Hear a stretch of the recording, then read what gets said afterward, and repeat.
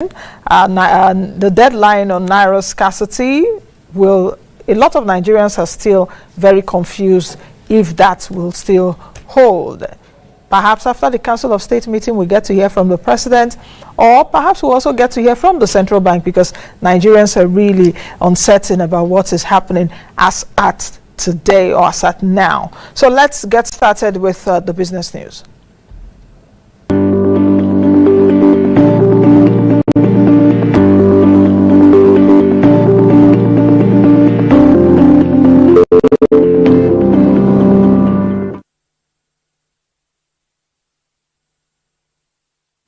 Nigerians are unsure as to whether the Central Bank of Nigeria's deadline of today for the phase-out of the old Naira notes has been suspended as a result of the Supreme Court's injunction obtained by the governors of Kogi, Zamfara and Kaduna states. The Supreme Court had ruled on Wednesday that the deadline should be postponed while the Kaduna, Kogi and Zamfara state governors' appeal of their case was being heard. The case will be heard on February 15th by the court. The Attorney General of the Federation and Minister of Justice, Abubakar Malami, said the Supreme Court lacked jurisdiction over the case in his response to the lawsuit later on Wednesday. Commercial banks and their customers are uncertain as to whether the old 1,000 naira, 500 naira, 200 naira notes would cease to be legal tender by today or would maintain the status pending when the Supreme Court will review the suits brought before it by the governors as the deadline looms today. Meanwhile, bank directors have stated that they are working to remove the bottlenecks that caused the country's lack of Naira notes under the supervision of the Bank Directors Association of Nigeria, even as they express sympathy to bank customers who had difficulty making cash withdrawals across the nation. The association disclosed to the statement that it had been in contact with banks and is looking for solutions to stabilize the situation. The statement was signed by the group chairman, Mustafa Chike Obi. In October of 2022, the federal government had announced that the old 200 naira, 500 naira, 1,000 naira notes would no longer be valid from January 31, 2023 due to the redesign. However, the scarcity of the new notes led to the CBN extending the deadline to February 10. Despite the extension, the new notes are still scarce, with millions of Nigerians stranded and unable to access the new notes to pay for goods and services. Moneyline with Nancy Crew went to the street to find out the ordeals of Nigerians on the new Naira note policy. Us in the sense that we can't access money anywhere. It's very, very devastating. Like when you want to get money to do transact or to sort your problem, you can't sort it immediately. When you go to the bank, everywhere will be locked up. No means of collecting cash. Well, personally, I've not had too many issues apart from having to deal with transportation and all that. For someone like me, I've always been the kind of person that do transfers. So I use a bank that at least is reliable. I make my transfers and that's it. It has really affected me, especially my business. You know, since this stuff came up, most of my customers are not really, they just like for them to give you money and they don't like this transfer of a thing. And the worst part is the transfer itself is not even working. Like when you try to transfer, you discover that either it's network or one thing or the other. And even when you try to use the POS to withdraw, the charges is even outrageous. So it has really affected me so very bad. And the time frame they give is too short. So I'm soliciting that the government should at least extend it. This 10th February they're giving is too, for me, it's too short. Honestly, I've been in the bank for the past 3 hours. And at the end what they gave to me is only after wasting man for 3 hours. I didn't achieve much. Till after 12, I got 5,000 naira. No, and it's 50 naira. Like my friend yesterday, he equally got the same amount, 5,000. You can't get beyond 5,000. Well, it's obvious that it's affected every sector of the country. As an individual, it has affected me in various ways.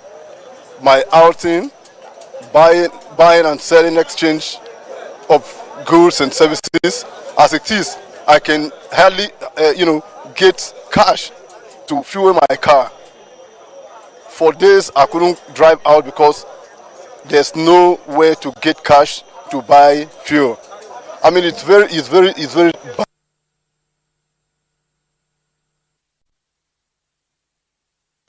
The Nigerian interbank settlement system has declared that total cashless transactions rose by 45.4% year-on-year to 39.5 trillion naira in January 2023 due to the naira redesign and cash withdrawal policy, which pushed point-of-sale transactions to 807.16 billion naira in January 2023.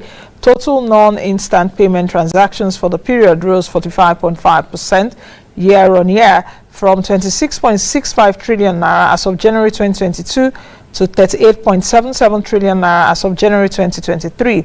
NIBS also said that a total of 955,234 point-of-sale terminals were deployed in the country as of January 2022.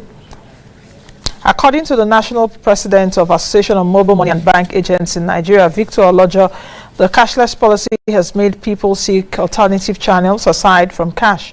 Additionally, merchants, businesses, and supermarkets had to delve into the use of POS for transactions. The federal government began deploying security agencies to filling stations across the country on Thursday to enforce the use of POS machines and acceptance of bank transfers at the various outlets. It vowed to deal with all marketers who refuse to accept POS machines or bank transfers from customers, emphasizing that the move became necessary following reports that some filling stations were to blame for the development despite the severe cash crunch across the country.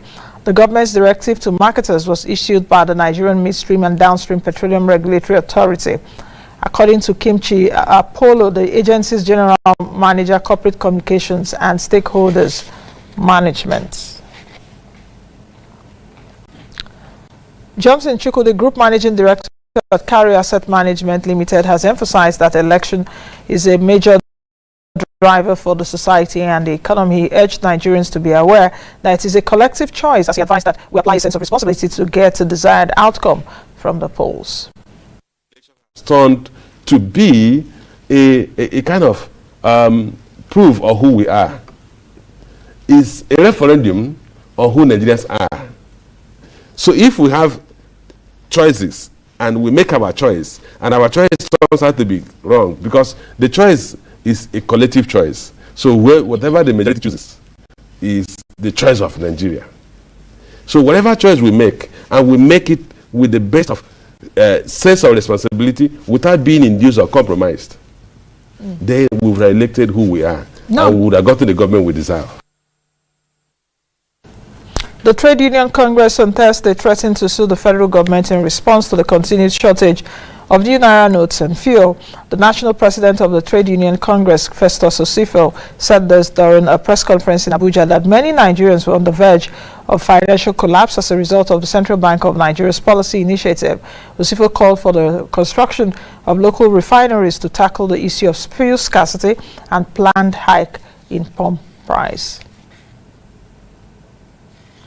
The federal government has directed all universities to be shut from February 22 to March 14 over concerns expressed on the security of staff, students, and properties of the institutions. A letter by the National Universities Commission directed all heads of institutions to close down, adding that no academic activities will take place between February 22nd and March 14th.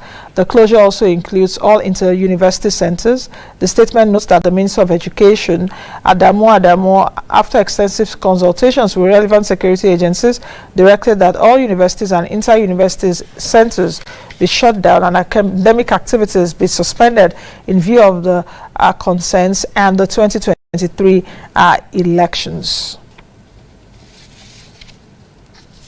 President Muhammadu Buhari has approved the formation of a presidential transition council ahead of the May 29 handover to the next administration. Willie Bassi, Director of Information on the Office of the Secretary to the Government of the Federation, announced the development on Thursday in a statement. The Presidential Transition Council will oversee activities aimed at ensuring a smooth transfer of power from the current administration to the next. The presidential election is set to take place on February 25. The SGF will inaugurate the council on February 14, as members are expected to attend the inauguration in person. On February 6, 2023, the Executive Board of the International Monetary Fund concluded the Article 4 consultation with Nigeria. Nigeria's economy, the IMF says that Nigeria's economy has recouped the output losses sustained during the COVID-19 pandemic, supported by favorable oil prices and buoyant consumption activities.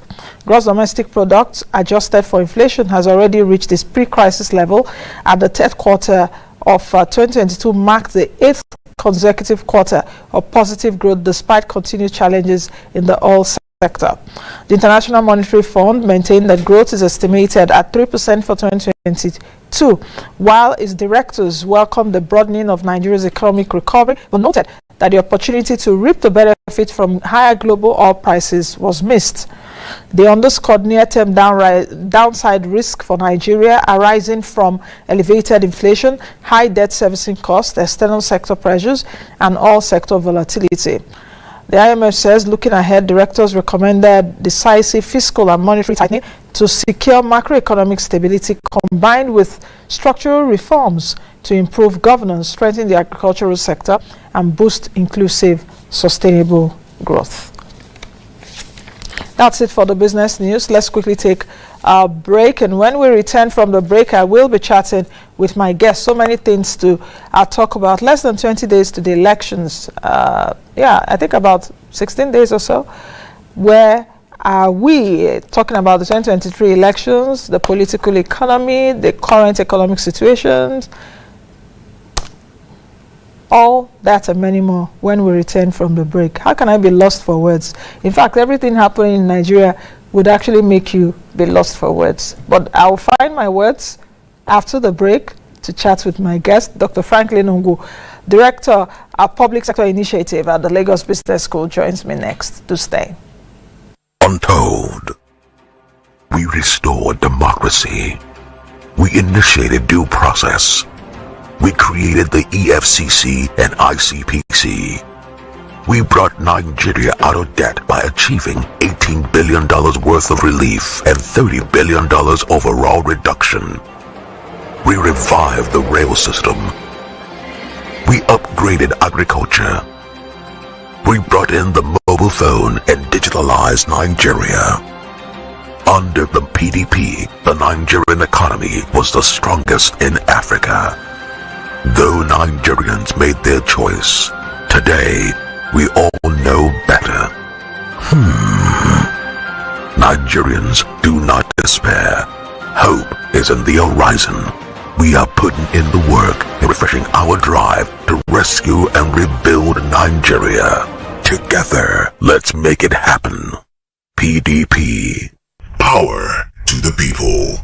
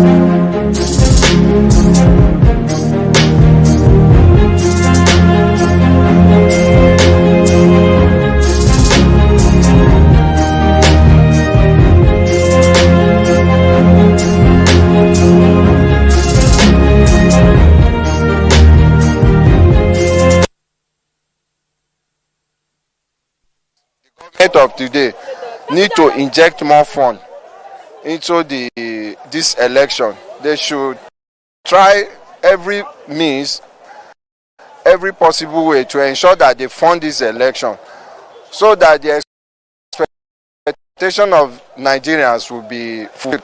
Because if there is no fund for this election, there is there's every possible means that at the end, what we expect is not what we are going to see. So we are appealing to federal government to ensure that INEC gets what they want for this election to be free, credible in any aspect. We did last year, and 3 years ago, see the results. We are just suffering from one place from hand to mouth. So anyone that got choose, I'm not interested in voting this time. Anyone that enters, may God lead the person towards the citizens. Like now, the way people no job, not petrol, increasing to bring down the price of things, and no God-fearing person. If INEC can give us digital as we expect to be, as every other ward are doing, then we expect that from there. But if they fulfill their promise after collecting all this huge amount of money and then doing the voting, they say the machine is not good, because we will hold the INEC account. Technology, yeah, but you see, we all have our own ways of doing things. We always try to follow the develop, but in our own ways. Our own way is another different dimension. You understand? The technology, they will have their own way of services. With the money, they will be able to mobilize others to do the effective work, and they'll be able to move their officials from one place to other. The new vehicles, for scarcity and some other things will be taken care of, and they will print some papers and some things that they will use, equipment and stuff like that. I'm very much interested in the use of technology because it's the best. I believe seriously in INEC because going by their assurance and reassurance, I believe strongly that this election will be the most credible because of the amount of beavers. As we are voting, you are seeing it. As we are voting, so the issue of toggery, somebody coming to carry paper, if you carry it, for me, it is meaningless.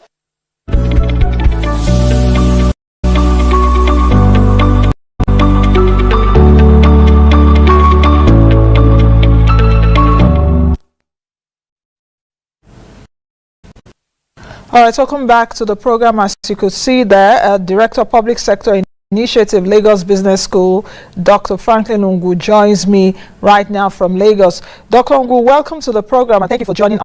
Obsolete to say Happy New Year. A Happy New Year, February. Good morning, Nancy. I hope you're fine and well and getting ready for 25th of February. Yes. Thank you for having me. Yes, I think we all are. We can't wait. Now let's get started as to what is happening right now with the information that the Council of State meeting is somewhat virtually. I think President Obasanjo is joining virtually. Former head of state Abdulsalami, President Jonathan, Gowon are all in attendance with the central bank governor, the IGP, that's the IG of police, and INEC chairman, Professor Mahmood. They are all in the Council of States meeting right now. How crucial is this meeting, bearing in mind that the country is facing a twin crisis that is an economic crisis? After all, the economy is stupid. It's coming home to roost. New crisis as well as a cash crunch crisis. We're expecting out of this meeting today, bearing in mind the Supreme Court judgment earlier on this week and the confusion that Nigerians have as to whether the deadline of the the new naira ends today or Nigerians really don't know. What's your take on it? Okay, thank you very much. Let me first of all say that, of course, Nigerians are expectant. They are looking forward to good outcomes from the meeting, but particularly with regards to the issue of Naira redesign, it's important that we understand that there is nothing special about this Naira redesign. It's normal, it's expected, it happens in other countries. The problem with Nigeria is the way things are handled. So is it a good policy? Yes, it's a good policy. Is it required? Yes, it is required. The question then is how it's been handled, and also how it's been, maybe there are also interests that will not want it to happen this time. So we believe that after the Council of State meeting, that they will come out with resolutions or agreements in terms of assuring Nigeria that this policy is a good policy and it should be allowed to stay. Issues remaining in terms of getting the new currency to all parts of Nigeria, particularly those in the rural areas, those who are more vulnerable than those of us in the city. I mean, those are the issues that should be looked into. But the idea of some people arguing or advocating that the policy should be cancelled, it should be extended by 6 months, it should be this, it should be this. I mean, those views are most unfortunate. Those are not something that we're supposed to be saying now. What we are supposed to be looking at is the benefits of the policies to Nigeria and how we can now address the shortcomings from its implementation. Do you think there were several decisions? I'm not preempting what will come out of this meeting, the Council of State meeting currently underway, but I'm just trying to juxtapose whatever the decisions will be as to the decision by the Supreme Court for a stay of execution, you know, for just hold it there, hold your fire until we hear what the governors of Zamfara, Kogi, and Kaduna states have got to say. So Nigerians are really uncertain and unsure at this point. And let me also bring this in. At what point do you now create a divergence between the executive and the judiciary in terms of the judiciary interfering in monetary policy issues? I mean, it's interesting that the governors of Kogi, Zamfara, another governor went to court for this Naira redesign. But the question Nigeria should ask is, why didn't they go to court when CBN increases interest rate? Why didn't they go to court anytime CBN makes a public announcement with regards to different issues of monetary policy, or even some of the interventions that CBN has made on fiscal policy? Why didn't they go to court when all the time we'll be having fuel scarcity? Why didn't they go to court when it was announced that the 130-something million Nigerians are now classified as multidimensionally poor? So there are so many issues why they should go to court. So going to court just because there's a Naira redesign is quite, as I said before, is unfortunate, and it shows the priorities of those who we elect as our leaders. But the question we're also supposed to be asking is, with regards to, of course, I'm not a lawyer, but from a layman point of view, I believe that the Supreme Court has, of course, considered it important for them to intervene in the matter. But of course, they didn't say, from what I read, that the policy is bad. They are just saying, okay, we'll look at it because it's a case between some states and federal government. But I'm not sure if CBN is joined in the suit, and also other people are joined in this, other stakeholders are joined in the suit. But what is important, as I keep emphasizing, is that this policy is a good policy. It should be supported, it should be encouraged, and it's long overdue. The challenge that we are facing is what we are supposed to be looking at in terms of how do we resolve it. So we also think that if after the National Council of State meeting, that they should also come out to say, this is what we are trying to do in terms of addressing those issues by getting the CBN, the banks, and other stakeholders to see how the challenges that Nigerians are facing are ameliorated. Now, let's take a look at the challenges that Nigerians are facing, because the governors have also come out to say, I've heard the governor of Kaduna State on several occasions, or even some of APC party members come out to say that this policy by the Central Bank of Nigeria is really hurting our businesses, especially the informal sector that depend on cash on a daily basis. How do you think that Nigerians are reacting to all of this? You know, because for someone, for example, that hawks in Lagos or hawks in any part of the country on a tray, with a tray rather, and you will see that the amount of the goods on that woman's tray, or even the little child that is hawking, because that's a normal sight in the country, and you calculate everything that the child is hawking, is like not even up to 1,000 naira or 1,000, not up to 5,000 naira.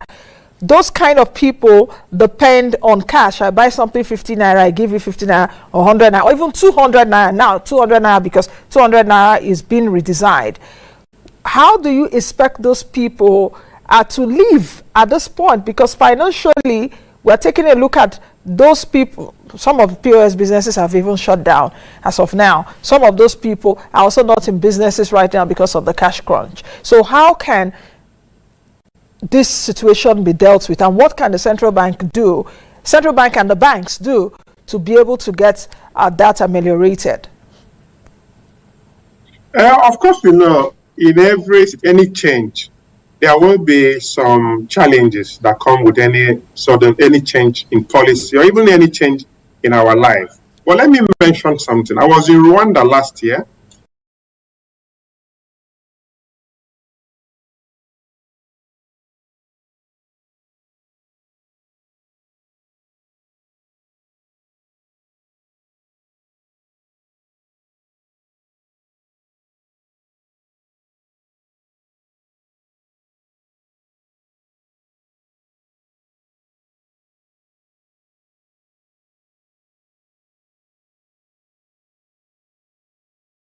And we drove in terms of new deposits that are receiving. So what we're supposed to be looking at is, we should look at the short-term, medium-term, long-term costs and benefits. And from my own assessment and based on research, the medium to long-term benefits far outweigh the costs of this that we're facing at this moment. So there's no doubt that there are people who will be affected. But as I said before, it now creates opportunities for Nigerian banks to actually penetrate different parts of Nigeria with regards to what we call financial inclusion. So if we have a country of about 200 million people, and less than 50 million people have formal accounts in Nigerian banks, it means that a lot of opportunities exist for the banks, microfinance banks, and other fintech financial institutions. So what it then means that there are a lot of opportunities that we're supposed to be looking at. It is time we must move on as a country in terms of following what is going on globally. We cannot be saying that Nigeria, that we keep accepting cash for every transaction. Cash will still be there, but it is time for us to make progress. And that is what this kind of policy will actually stimulate or induce for us to do. Doctor, what's the solution which you're bringing right now? What you're talking about right now is the medium to long term. Talking about bringing a lot more people into the banking system and making more Nigerians financially included. A lot of us now move to the cashless way of transacting. But the issue right now is that there's a short-term challenge, which is some people that need cash do not have access to cash. Is there any recommendation for the Apex Bank on how to alleviate this situation right now, so that we don't see the country move towards the towards the trajectory is moving now? A lot of people are protesting right now. They don't have cash and all of that. What can the Central Bank of Nigeria do now with the stakeholders in that sector to enable us get out of this? Then there is a medium to long-term plan of, okay guys, this is where we've got to move to, but how fast can the Apex Bank move in terms of making cash available to especially those that need them? Do you think they need to review the over-the-counter policy of cash and all of that? What do you think?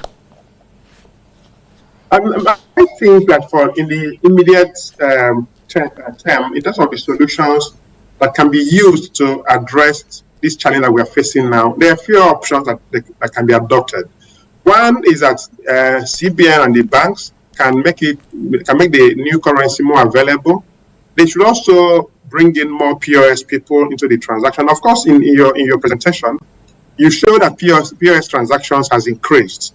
So in addition to the normal way of getting money in Nigeria, we can also look at other options in terms of how do we use the informal lenders or aggregators to make this cash available. Of course, you know, in most cities, in most towns, most villages in Nigeria, there are people that they call ajors or money lenders, as the case may be, who actually collect this money, take it back to the formal bank to make deposits in different parts of Nigeria.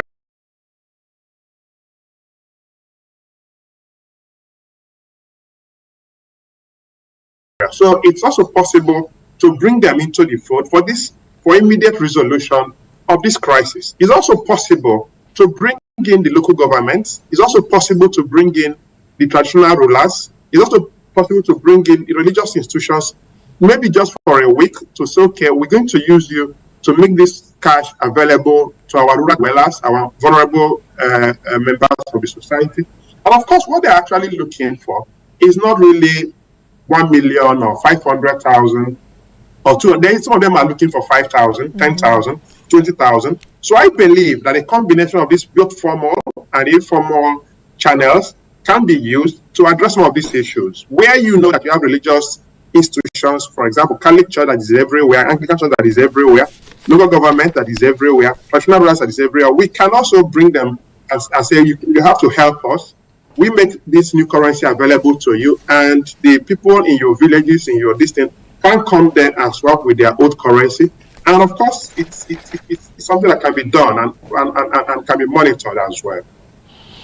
Do you see this impacting the forthcoming elections in any way? And if you think it will, in what way will it impact the forthcoming elections? We are just about 14 days or 15 days to the presidential elections, because I've heard a lot of people say, okay, it will impact this election. But if you think so, in what way do you think so? And if you don't think so, why do you think so?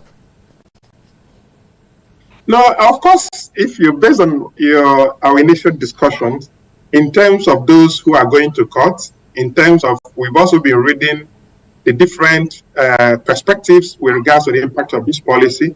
Of course, we can make deductions, or we can assume, or we can, based on maybe gossips, as the case may be, that those who are clamoring or who are campaigning against this policy might be those who might be interested in using money to drive this election. So if that's the case, of course, generally, with this policy, with the absence of money in circulation, limited money in circulation, it means that the previous experiences of having so much money during the election, in terms of vote buying, in terms of money moving around, swaying voters, might not be the case this time around. So we expect that in terms of money in circulation during this election, it will be reduced.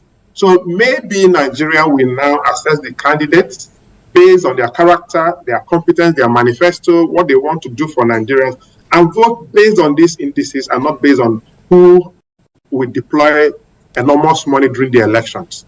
So we also expect that in terms of movement of people, that it might be a bit constrained, in the sense that many people might not have money to move around the way they want to move around. It also means that insecurity might not be there the way we think that insecurity they normally have during previous elections. So in overall, I believe that the policy will have positive impact in terms of helping us to have a better election in Nigeria. Okay, so from your own analysis, a bit of logistical concerns are there, because some people may even want to travel, live where they are currently, to perhaps go to their hometowns or wherever they want to vote, because we see that kind of migration too, that some people travel to go vote wherever they want to vote. So there could also be... Let me say something, Nancy. Of course, you know, I mean, the way these things have been portrayed, as if to say there is no money at all in Nigeria. There is money in Nigeria. And what we are saying and what we are seeing is that it's not available the way it's supposed to be available. But I believe that in this week, next week, before the election, the efforts of the bank and the central bank, the money is now in the distribution or the supply is improving. So we believe that towards the week of the election, if you want to travel, you can travel. If you want to travel now, most transport firms accept transfers. So it's not that there are no other channels where money can be transferred. All we are saying is that there are challenges now, but I believe that all the relevant authorities are doing their best to see how these challenges can be resolved. But in terms of do people want to travel, yes, they can travel. I'm not sure there's any transport firm that will not accept transfer or other means of transportation. So that's what we are supposed, as I keep saying, the emphasis should be on how do we make this policy to work, because is it a good policy for Nigeria? Yes, it's a good policy for Nigeria, and it should be supported. How do you see money politics playing out in Nigeria, bearing in mind that we have a history of vote buying and perhaps vote selling?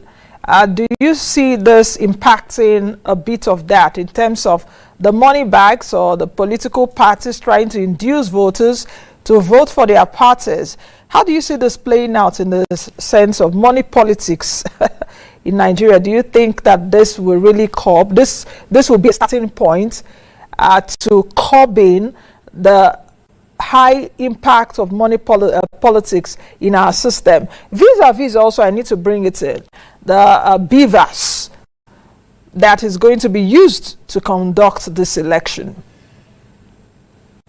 I think that combining different factors, the current monetary Naira policy, beavers, I mean, all the efforts of both the federal government and INEC and other agencies, I personally think that the election will be a better election as compared to previous ones. And I think the issue, of course, money is very important in politics in Nigeria, but I believe that with all these policies, a better outcome will be achieved. People will now be able to maybe possibly assess the candidates based on what they are promising to do, not based on those that have the highest amount of money to check. So I think generally, given the way things are going, what the president has said, what INEC is saying, or what they've been saying, what the security agencies are trying to do, I think it will be a better election as compared to a previous election. And I think also that money, while important, might not be very obvious as it's normally be in previous elections. So I think I'm hopeful and optimistic that it will be a better election than previous elections. What would you say about Nigerians' attitude to money politics at this time? What do you perceive that if Nigerians have supposedly been induced, that Nigerians would take the money and vote their conscience, so to speak? Bearing in mind there's also a beavers. It will be a combination of taking the money and voting your conscience, and taking the money and voting for the person that gave you money. Let me mention something. This election will be decided by Nigerians. But there are so many factors that are going to consider in voting. So they will be considering the level of unemployment. They will be considering the level of insecurity. They will be considering the level of poverty in Nigeria. They will be considering the persistence and incurable fuel crisis.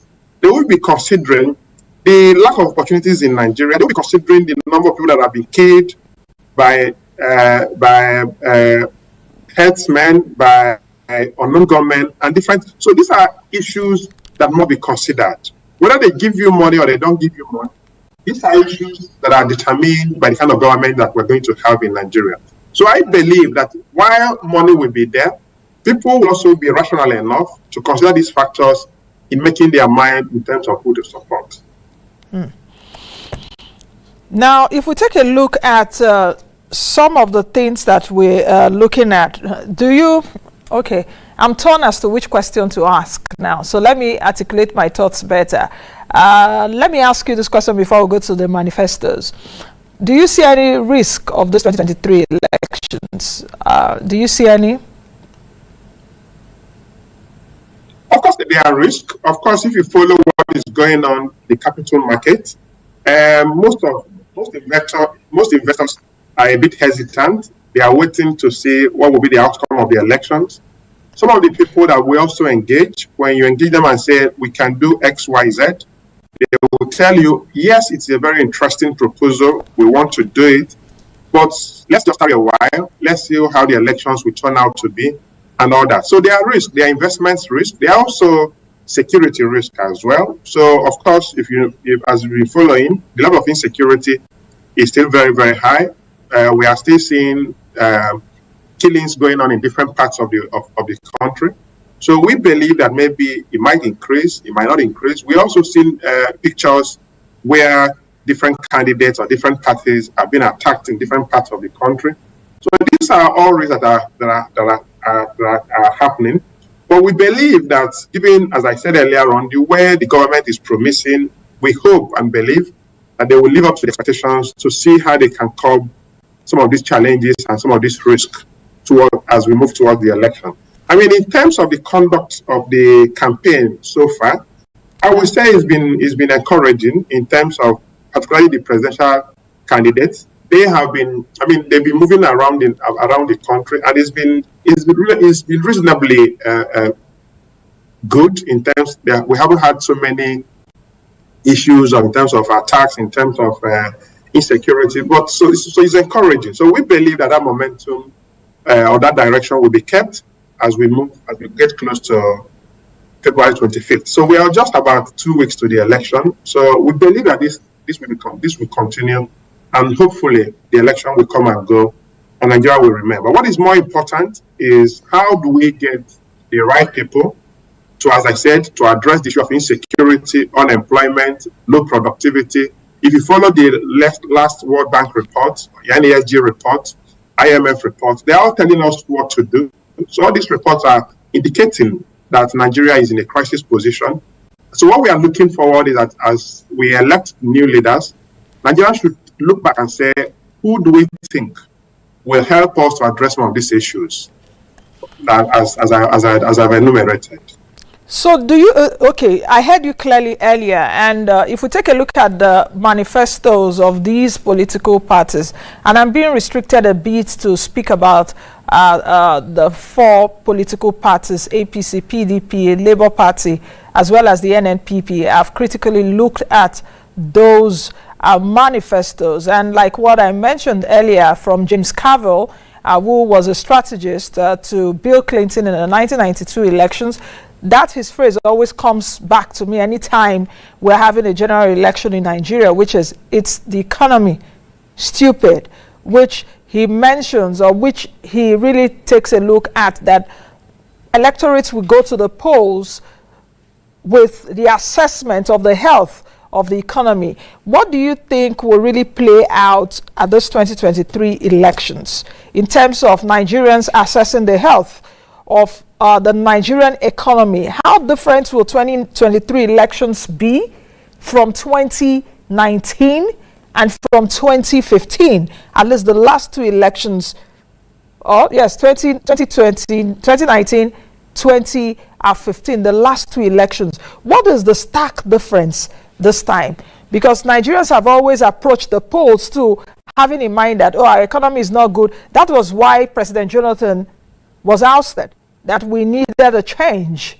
And 2019, President Buhari was voted again on, okay, let's consolidate, give me time. This was what PDP did. They did a lot of mess, but give me another 4 years, I'm going to correct it. I don't know if Nigerians are really satisfied in terms of the correction that this current president has brought. So just oppose it with those situations that I've really enumerated to you. I think you've actually more or less helped me to answer the question, in the sense that you've said that Jonathan was more or less removed based on economic indices or economic situation at 2015. So if we use 2015 and now to look at all key economic variables, you will agree with me that we are worse off. Is it in terms of debt, that we are now close to almost 70-something trillion naira? Is it in terms of unemployment, that we are now close to with youth unemployment close to 40%? Is it in terms of poverty, that we now have 133 million Nigerians classified as multidimensionally poor? We are now classified as the poverty capital of the world. Is it in terms of inflation? Is it in terms of insecurity? Is it in terms of what will you count that we are not worse off? So the question is that Nigerians will consider all this. And when you look at the manifestos of these different candidates, of course, they appreciate the enormity of our situation. And as I said, IMF just released a report. Yeah. World Bank, they came to the Lagos Business School last 2 weeks to do a presentation. We've also seen the report of Nigerian Economic Summit Group. All of them are saying the same thing. There are certain things that we're supposed to do urgently as we move into 2023. So all the candidates in their manifesto, they agreed, there are certain similarities or commonalities across the four of them that you mentioned. They all agree that the issue of subsidy needs to be properly re-examined and possibly removed. They all agree that the issue of insecurity has to be properly looked into. They all agree that Nigeria is more or less divided and it needs to be healed. They all agree that the issue of the privatization, some of, like particularly Article, agree that is important. And they all also believe that it has to be better funded in terms of even including P2B foreign as well. But the question then is, when you look at all of them in totality and compare all of them, of course, the other candidates also have their manifestos. But if we're focusing on these four in terms of APC candidate Bola Tinubu, Atiku Abubakar, P2B, and Kwankwaso, I would say that in terms of assessing their manifestos with regards to what Nigeria is facing and what Nigerians are expecting, I will judge P2B's manifesto as number one in terms of some of the things that he's said that he's going to do. Number one is securing and uniting Nigeria.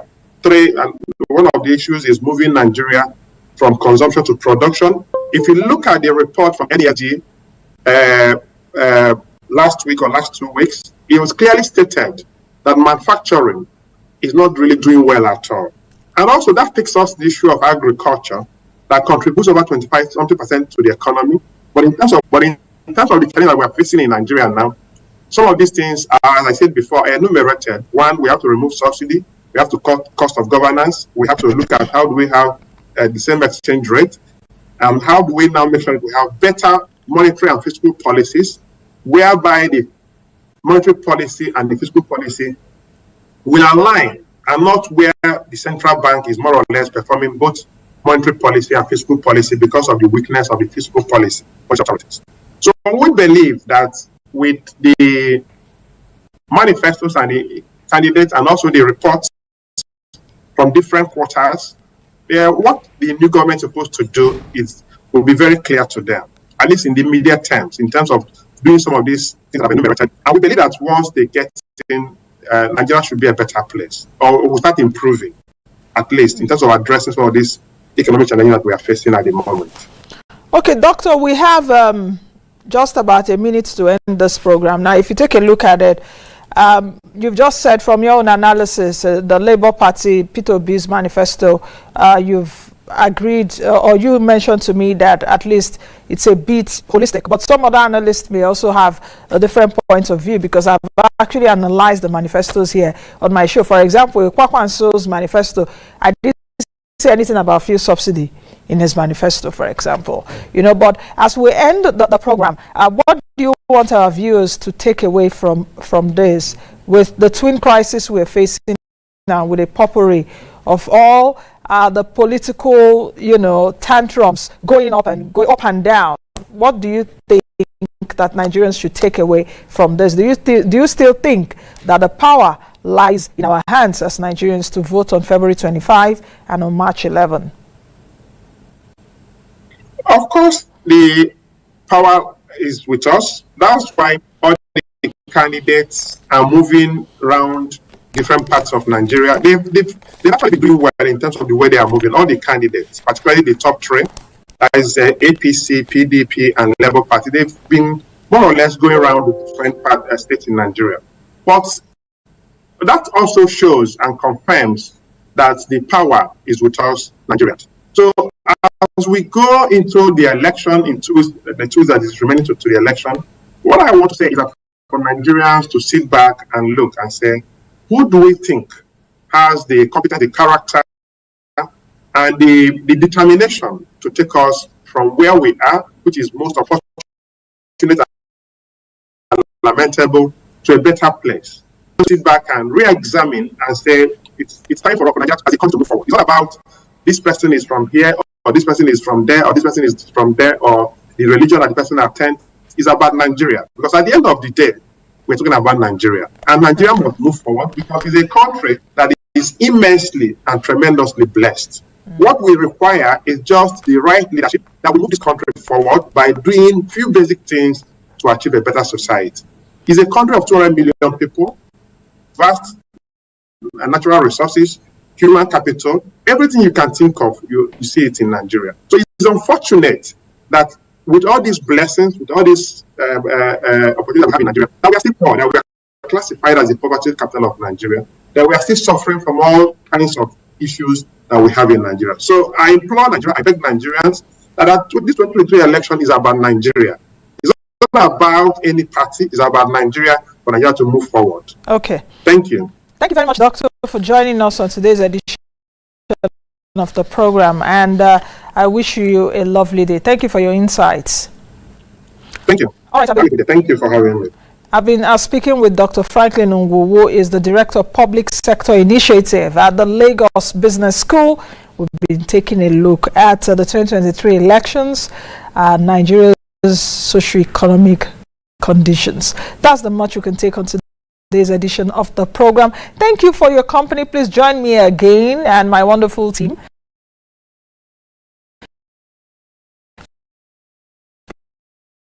Because a whole lot of people behind the camera, yes, it can be. I'm going to change that you want to see. Bye for now.